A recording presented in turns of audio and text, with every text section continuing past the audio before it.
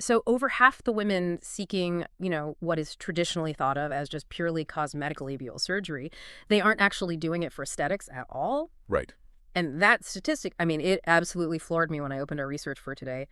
Over 52%. Yeah, it's They're walking into a clinic because going to a spin class or riding a horse or even just wearing like tight athletic leggings, it has literally become physically excruciating. Yeah, it completely flips the narrative on its head, I think. Yeah. We are so used to discussing sports injuries in terms of, localized stress on a knee or a rotator cuff. Exactly. But here we have this massive biomechanical blind spot in mainstream fitness. Huh. We're looking at a highly specific physiological shock absorption system that, well, when it breaks down, it fundamentally alters how a person can move and what sports they can even participate in. Yeah. And so the mission for this deep dive today is to understand the exact mechanics of that discomfort. Specifically, we want to map out how restoring volume to the outer labia, so the labia majora, how that physically protects the highly sensitive inner labia, the labia minora, from mechanical friction and chafing during high-impact exercise. And to do this, we've compiled a really fascinating stack of sources. We're pulling from detailed clinical anatomy textbooks on female external genitalia, clinical studies on hyaluronic acid fillers like the Isolane study. Yeah, that's a good one. And also incredibly detailed insights from modern plastic surgery manuals. Yeah. And to really get to the bottom of this, we have to strip away the taboo and look at this, well, purely as an engineering problem. Yes, exactly. We need to analyze tissue composition, load-bearing capacities, the physics of kinetic energy, and how biological materials respond to chronic friction. So if the padding is gone and the nerve endings are exposed, what actually happens when you put your body weight on a tiny synthetic bike saddle for 45 minutes? But before we can even answer that, we have to look at the evolutionary blueprint. Like, how is this anatomical system engineered to work in the first place? Because going through the clinical anatomy chapters, the setup is actually brilliant. You have the inner lips, the labia minora, which are incredibly delicate. Yeah. Then surrounding them, you have the outer lips, the labia majora, acting as this heavy-duty shield. Yeah, that structural division of labor is crucial. If we look at the labia majora first, so the heavy-duty shield, form completely follows function here. Okay. These are the prominent outer hair-bearing folds of the vulva. And histologically, their primary makeup is adipose tissue. That's fat. Right. They also have this thick layer of keratinized skin and sebaceous glands producing lubricating oils. Yeah. But what's fascinating here is, from an evolutionary biology standpoint, the labia majora are embryologically homologous to the male scrotum. That blew my mind when I read that. Yeah, they develop from the exact same embryonic tissue in utero. But it makes perfect sense when you think about the job they're tasked with. Evolution designed the scrotum to protect highly sensitive structures from mechanical stress, temperature changes, and impact. Exactly. The labia majora are doing the exact same job. They are a literal biological cushion engineered to absorb kinetic energy and, bear weight. Right. They're the body's built-in suspension system for perineum. But then we have to contrast that with what they are actually protecting. Right. The labia minora, those inner folds, they operate under a completely different set of structural rules. According to the medical texts, these structures contain zero adipose tissue. None. Zero fat. Zero. Instead, they feature a core of spongy, highly vascular connective tissue, which means it has an incredibly rich blood supply, and it contains erectile tissue. Oh, wow. And because they lack fat, and because the mucosal skin covering them is not toughened or keratinized like the outer labia, they have absolutely no built-in defense mechanism against sustained mechanical friction. But the most critical detail here, especially when we talk about exercise pain, is the innervation. The nerve endings. Yeah. Yeah, the sources mentioned these inner structures are packed with Pacinian and Meissner corpuscles. I had to look up exactly what those do in this context. It's fascinating. Because this is where the physics of sports really collides with human anatomy. So Meissner corpuscles are sensory receptors that detect light touch and low-frequency vibration. Right. But the Pacinian corpuscles, they are specialized to detect deep pressure and high-frequency vibration. Exactly. And think about a spin bike. Yeah. The flywheel is spinning, the frame is vibrating, and the saddle is transmitting all of that kinetic energy upward. Oh, man. Pacinian corpuscles are literally tuned to pick up that exact type of high-frequency vibration. So it's not just a sensitive area. It is a highly calibrated sensor array. Yes. If you are sitting on a bike seat, you are essentially putting a highly tuned deep pressure and vibration sensor directly against a vibrating saddle. And the only thing keeping that sensor from being overwhelmed and damaged is the thick, fat-filled biological cushion of the outer labia. That is the perfect way to visualize the baseline engineering. You have the sensitive inner wire surrounded by the thick outer rubber tubing. Right, the wire and the tube. It's a flawless system, provided the outer tubing remains intact. But the clinical literature makes it very clear that this system does not stay static. No, it doesn't. The structural integrity of that outer cushion is heavily dependent on subcutaneous fat and a strong collagen matrix. And both of those elements are constantly fluctuating based on age, hormones, and body weight. Yeah, the sources highlight a very specific cascade of structural breakdown. Estrogen is the primary chemical messenger that tells the body to maintain fat stores and synthesize collagen in the labia majora. Right. As a woman ages, and specifically as she enters menopause, those estrogen signals just drop off. And without that signal, the body just starts maintaining the cushion. Exactly. The fat cells shrink, and the collagen matrix that holds everything together loses its tensile strength. The sources also mention pregnancy and childbirth altering the pelvic floor's elasticity. Plus, significant weight loss plays a massive role. Like, if a woman loses 50 pounds by taking up marathon running, she loses fat everywhere. Right. Including the protective padding she needs to comfortably run that marathon. Yeah, and the plastic surgery literature we reviewed uses a brilliant comparative model for this. They call it the facial analog. Yes, I love this comparison. Just like our cheeks lose their subcutaneous fat, hollow out, and start to sag as we get older, the exact same volume loss happens down there. Right. Deflation, wrinkling, laxity. The biological cushion just flattens out. It does. Okay, I want to pause here, though, because I'm stuck on something. As I was reading through the patient case studies, the sources talk about women seeking help in their 40s or after a big weight loss, complaining that their inner leaks are protruding and rubbing against their clothing. Yeah. But didn't they always have that anatomy? If the inner lips are suddenly a problem at age 45, why wasn't it a problem at age 25? Did the inner lips actually grow? That is perhaps the most widespread misunderstanding in this entire field of sports medicine and gynecology. Really? Yes. In the vast majority of cases, the inner lips haven't grown a single millimeter. It is fundamentally a volume problem of the outer lips, not an excess problem of the inner lips. Oh, wow. Yeah, the clinical term for this phenomenon is the unveiling. The unveiling. A patient might have always had naturally larger or more prominent labia minora, but in her 20s, her estrogen was high, and her labia majora were plump and full of adipose tissue. Right. That thick outer cushion completely encased and hid the inner tissue. As she ages or goes through menopause or loses a significant amount of body weight, that outer cushion deflates. So it's like a shrinking jacket. Exactly. Suddenly, the inner lips are unveiled. They're left totally exposed, hanging past the protective boundary. So the inner wire didn't get bigger. The outer rubber tubing just melted away. Which brings us to the actual physical toll of this when we introduce exercise. If you have this fat-free, highly vascular mucosal tissue totally exposed to the elements, what actually happens during a workout?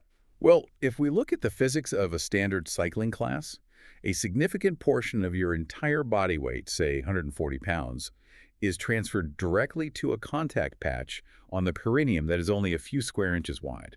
And if your natural biological cushion is deflated, you aren't resting that 140 pounds on a pad of fat. No, you're not. You are resting it directly on those Pacinian and Meissner corpuscles. Exactly. You are compressing highly innervated erectile tissue against a hard synthetic saddle for 45 minutes. And at 90 revolutions per minute, that's roughly 4,000 repetitions of localized mechanical friction. Oh my gosh, 4,000 reps? Yeah. The trauma to the tissue is severe. Chronic friction on a mucosal surface that was never designed for load-bearing leads to a condition the literature sometimes informally calls sports vagina. The symptoms are brutal. You're looking at severe chafing, rawness, stinging, localized edema, so swelling. It causes actual microtraumas to the skin barrier. It does. Right. And when you constantly compromise a mucosal skin barrier through microtraumas, you drastically increase the susceptibility to chronic dermatitis and secondary infection. That sounds miserable. It's not just uncomfortable. It is a localized, repetitive stress injury. Which makes that 52.2% statistic make complete sense now. It's actually a tragedy of missing information. It really is. Because how many women out there are simply abandoning healthy activities? They think they just aren't built for a spin class, or they think it's a hygiene issue causing the irritation, or they just suffer in silence because it's embarrassing to talk about chafed labia at the gym water cooler. Right. Nobody wants to bring that up. But it's literally just physics. It is two surfaces creating kinetic friction without a buffer. Exactly. This raises an important point for listeners.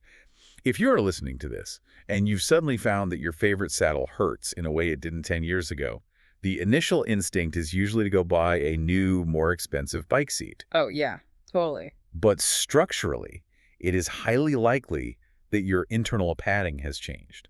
So if the root cause of the exercise pain is a loss of mechanical cushioning, how does modern sports medicine and cosmetic gynecology actually fix the physics of the problem? Well, the solution detailed in the sources is surprisingly straightforward, and they refer to it as labia puffing, or more clinically, volume restoration. Here's where it gets really interesting. Yeah, the mechanical goal is simply to rebuild the shock absorber. And surgeons achieve this primarily through autologous fat grafting, which is harvesting fat from the patient's own abdomen or thighs and transferring it to the labia majora. Okay. Or they do it through the use of advanced injectable fillers. So reading about this, I thought of an analogy. It's like having a really flat pillow with a delicate, scratchy zipper. Okay, I like where this is going. If the pillow loses all its stuffing, that zipper is going to be exposed and it's going to rub against your face all night. Right. But if you stuff the pillow full of fresh down, the fabric puffs out, and the delicate zipper is naturally swallowed back up by the cushion. It's completely hidden and protected. Oh, I absolutely love that analogy. That is precisely the biomechanical mechanism of labia puffing. Really? Yeah, by reinflating the labia majora, the protruding labia minora are naturally drawn back into the protective cleft. You don't have to alter the sensitive inner tissue at all. You just rebuild the padding around it. Okay, let's dig into the science of the fillers themselves then, because the sources highlight a couple of different materials used for this volume restoration. The Isolene study specifically focused on hyaluronic acid, or HA, but the texts also heavily feature ECM, which stands for extracellular matrix. How do these different materials mechanically solve a friction problem? So they approach the physics from slightly different angles. Hyaluronic acid is a substance naturally found in the human body, famous for its ability to bind to water. Right, it's in all the skincare stuff now. Exactly. When surgeons use a cross-linked HA filler, it provides an immediate water-retaining cushion. It draws in localized hydration, which immediately plumps the tissue. Oh, so it creates an instant hydro cushion to absorb the impact of the bicycle seat. Yes. The Isolene study demonstrated significant, measurable functional improvement in patients suffering from exercise discomfort using this exact hydrocushion method. Wow, that's amazing. But ECM, or extracellular matrix products, they operate on a more biological cellular level. How does that differ from the HA pulling in water? Like, what is it actually doing? ECM acts as a biological scaffold. It doesn't just sit there and hold water. It essentially acts like a trellis. A trellis, okay. When it is injected into the deflated tissue of the labia majora, it encourages the body's own fibroblasts, the cells responsible for building structural framework, to migrate into the area. Oh, so it's essentially tricking the body into rebuilding its own support system. Right. The builder cells climb onto this injected trellis and start synthesizing fresh new collagen and elastin. Exactly. It promotes active tissue remodeling for longer-lasting structural firmness. Whether a surgeon uses a fat transfer, an HA hydrocushion, or an ECM scaffold, well, that depends heavily on the patient's specific anatomical deficit and metabolism. Sure, that makes sense. But the ultimate mechanical goal remains identical. Restore the volume of the outer tubing to shield the sensitive inner wire. And there is a massive conceptual shift happening in the surgical community regarding this, which our sources call the anatomically honest approach. Yes, and this is so important.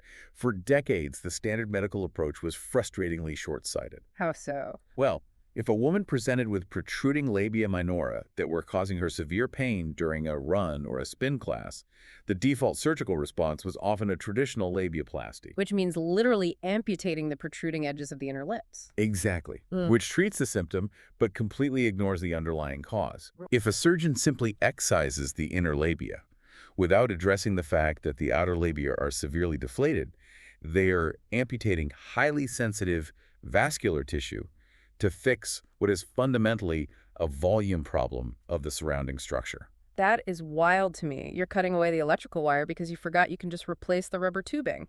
Yes, precisely. Or, going back to the pillow, you're cutting off the zipper instead of just restuffing the pillow. It's an aggressive intervention for a structural deficit. Yeah. And in some cases, over-reducing the labia minora can lead to a tragic loss of sensation. Oh, man. Or it can leave the vaginal opening, too, exposed to the elements, leading to chronic dryness and further friction issues. Which is exactly what we were trying to avoid in the first place. Right. Restoring the outer volume, reinflating the majora, is the anatomically honest way to stop the chafing because it restores the natural evolutionary relationship between the tissues. It puts the anatomy back to its baseline function. Okay, let's pull all of this together. So what does this all mean? We started with a brilliant piece of biomechanical engineering, thick outer fat acting as a suspension system to protect delicate, highly innervated inner nerves. Time, hormonal changes like menopause and weight loss, they deplete that fat. Right. Without that biological cushion, those vibration-sensitive nerves are left totally exposed to severe mechanical friction during high-impact exercises. Yeah. But by restoring that fat through autologous grafting or advanced cellular fillers, you rebuild the mechanical barrier. It is a pure physics equation of volume negating friction. Yes, it really is. And for anyone listening who loves to deconstruct how things work, understanding the unadulterated mechanics of your own body is incredibly empowering. Absolutely. When you reframe this from a hushed, taboo cosmetic complaint into a highly practical, evidence-based conversation about sports medicine, tissue mechanics, and quality of life, it completely changes the paradigm. It gives you the vocabulary to advocate for yourself. Like, if you are experiencing pain on a bike or during a run, it is not a personal failing, it's not a hygiene issue, and you don't have to just grit your teeth or give up the sports you love. Exactly. It's a mechanical deficit with a highly effective mechanical solution. And mapping out these mechanics leads to one final observation, something to just kind of ponder. Okay, lay it on me. We noted earlier that the labia majora are embryologically homologous to the male scrotum.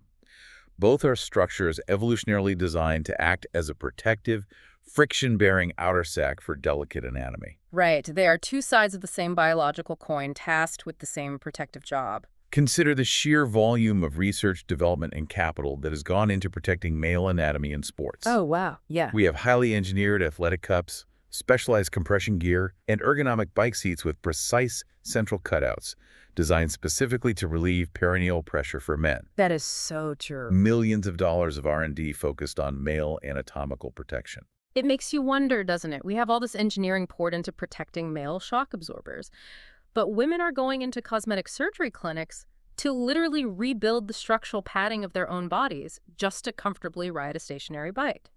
Are we medically fixing women to adapt to sports gear that was simply never designed for female anatomy in the first place?